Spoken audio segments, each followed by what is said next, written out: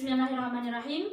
Assalamualaikum warahmatullahi wabarakatuh. Perkenalkan, nama saya Syifa Putri Amanah, NPM 1901011159 dari kelas PAIB semester 4.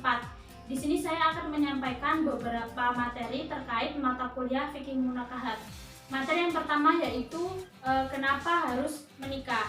Pernikahan adalah bersatunya dua insan dengan jenis berbeda, yaitu laki-laki dan perempuan, yang menjalin suatu ikatan dengan perjanjian atau akad. Tujuan pernikahan yaitu sebagai ibadah dan mendekatkan diri kepada Allah Subhanahu wa Ta'ala. Nikah juga dalam rangka taat kepada Allah Subhanahu wa Ta'ala dan Rasulnya. Menikah juga ada aturannya, sejak pra pernikahan atau memilih pasangan, suatu akad, dan saat pasca pernikahan atau mendalami rumah tangga. Contoh aturan yang disampaikan oleh Allah Subhanahu wa Ta'ala dalam Al-Quran dalam surat An-Nisa ayat 34-35. Nah, dalam ayat ini Allah Subhanahu wa Ta'ala memberikan aturan bagaimana cara kita berumah tangga. Aturan ini bukan hanya untuk rumah tangga sedang stabil dan bukan hanya untuk rumah tangga ketika ada masalah, bahkan juga untuk rumah tangga yang sudah tidak bisa diselesaikan ketika ada masalah. Materi yang kedua yaitu konsep peminangan dan kafaah dalam Islam. Khitbah adalah menampakkan keinginan menikah terhadap seorang perempuan tertentu dengan memberitahu perempuan yang dimaksud atau keluarganya atau walinya. Tata cara peminangan yang pertama, melihat calon atau wanita. Melihat yang dimaksudkan di sini adalah melihat diri wanita yang ingin dinikahi dengan tetap berpanutan pada aturan syar'i. Yang kedua, tidak melamar wanita yang telah dilamar laki-laki lain atau meskipun belum memberi jawaban. Yang ketiga, merahasiakan pelamarannya atau tidak mengumumkan ke orang banyak. Dari Ummu Salamah radhiyallahu anhu berkata bahwa Rasulullah shallallahu alaihi wasallam bersabda, "Kumandangkanlah pernikahan dan rahasiakanlah peminangan." Yang keempat, wanita yang dilamar terbebas dari segala mawani atau pencegah dari sebuah perkawinan. Yang kelima, wanita melamar laki-laki secara syar'i tidak masalah. Hukum Islam sangat menjunjung tinggi hak wanita. Mereka tidak hanya berhak dilamar, tetapi juga memiliki hak untuk melamar lelaki yang disukainya.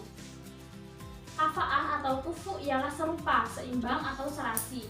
Menurut istilah hukum Islam, yang dimaksud dengan kafaah yaitu keseimbangan dan keserasian antara calon istri dan calon suami sehingga masing-masing calon tidak merasa berat untuk melangsungkan perkawinan. Kafaah dalam pernikahan merupakan faktor yang dapat mendorong terciptanya kebahagiaan suami istri dan lebih menjamin keselamatan perempuan dari kegagalan atau kegoncangan rumah tangga. Kafaah dianjurkan oleh Islam dalam memilih calon pendamping hidup, tetapi tidak menjadi syarat syah dalam suatu perkawinan.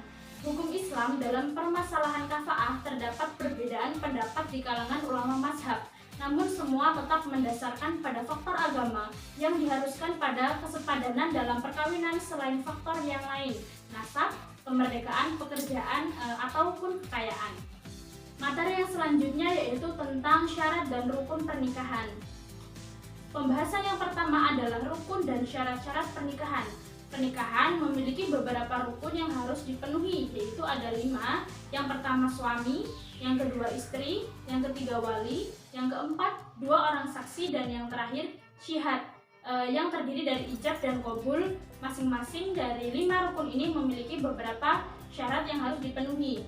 Syarat calon suami, yang pertama adalah suami atau calon suami setidaknya harus memenuhi 6 syarat. Yang pertama, tidak dalam keadaan ihram. Yang kedua, kehendak sendiri dan tidak ada paksaan.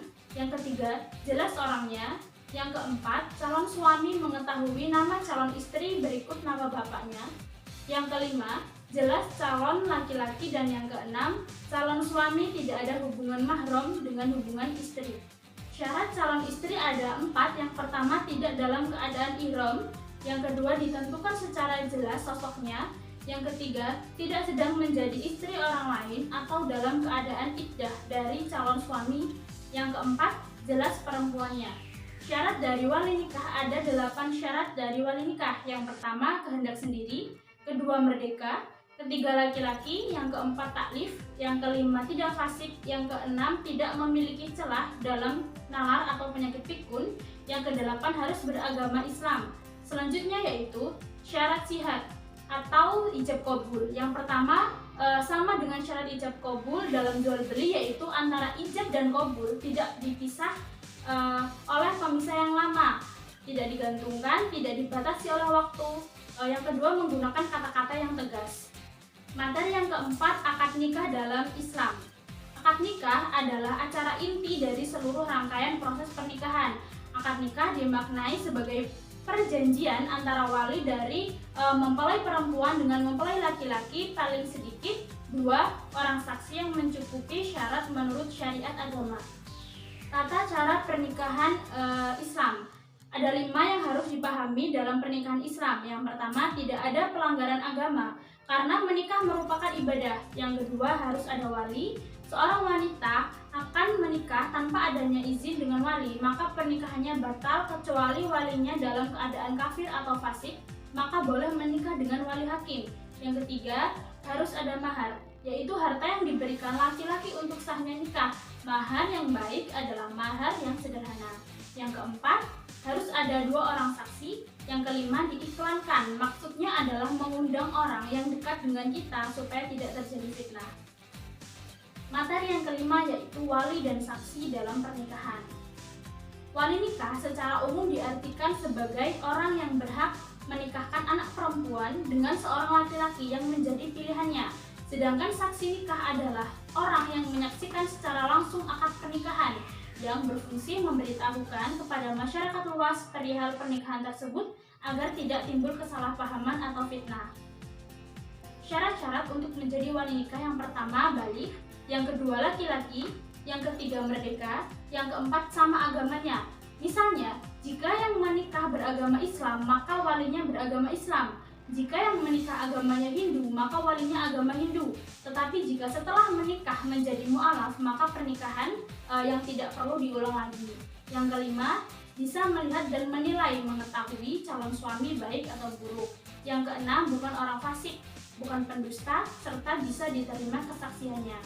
Sebuah pernikahan tidak dianggap sah kecuali dengan hadirnya yang pertama wali dari pihak perempuan atau wakilnya, yang kedua 2 orang saksi yang adil, muslim, merdeka, mukallaf, dan laki-laki. Materi yang keenam yaitu kedudukan dan jenis mahar dalam pernikahan. Kedudukan mahar sangat penting dalam pernikahan karena merupakan pemberian wajib dari mempelai laki-laki kepada mempelai perempuan yang diucapkan saat akad nikah berlangsung ataupun yang tidak diucapkan. Islam tidak membatasi nilai mahar. Makin kecil mahar yang dipinta, maka makin baik pula mahar yang dapat berupa barang atau jasa. Tetapi biasanya mahar berbentuk barang seperti emas dan seperangkat alat sholat. Mahar perkawinan bisa dibayar tunai dan bisa juga dibayar secara bertahap. Mahar juga boleh disegerakan dan juga boleh ditunda, atau setengah disegerakan dan setengah ditunda. Karena mahar termasuk bayar dalam akad. Apabila menikah dengan mahar tertunda dan jangkauannya lebih lama, maka bisa ditulis bahwa mahar tersebut ialah mahar tertunda. Bentuk mahar dan pelunasannya adalah kesepakatan mempelai lelaki kepada istri atau wali wanita. Materi yang terakhir yaitu tentang poligami. Poligami adalah perkawinan seorang suami dengan lebih dari seorang istri. Dalam perspektif hukum Islam, poligami dibatasi sampai maksimal 4 orang istri. Poligami sendiri itu adalah sunnah. Di dalam poligami itu harus adanya tujuan yang jelas. Poligami itu sunnah yang dilakukan oleh Rasulullah SAW, tetapi belum tentu bagi kita sunnah. Karena poligami yang dilakukan oleh Rasulullah bukan karena hawa nafsu, tetapi melainkan karena dipilihkan langsung dari Allah Subhanahu wa Ta'ala.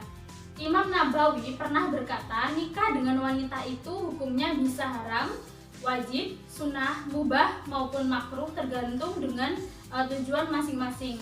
Wanita sendiri tidak boleh mengingkari atau melarang poligami, sedangkan pria tidak boleh untuk bermain-main dengan poligami. Poligami itu harus adil-adilnya, adil yang zahir bukan adil yang batin. Jika laki-laki tidak mampu untuk adil dan ragu dalam pernikahan tersebut, akan lebih baiknya menikah dengan satu wanita saja. Sekian materi yang dapat saya sampaikan, semoga bermanfaat. Kurang dan lebihnya saya mohon maaf dan kepada Allah saya mohon ampun. Saya akhiri. Wassalamualaikum warahmatullahi wabarakatuh.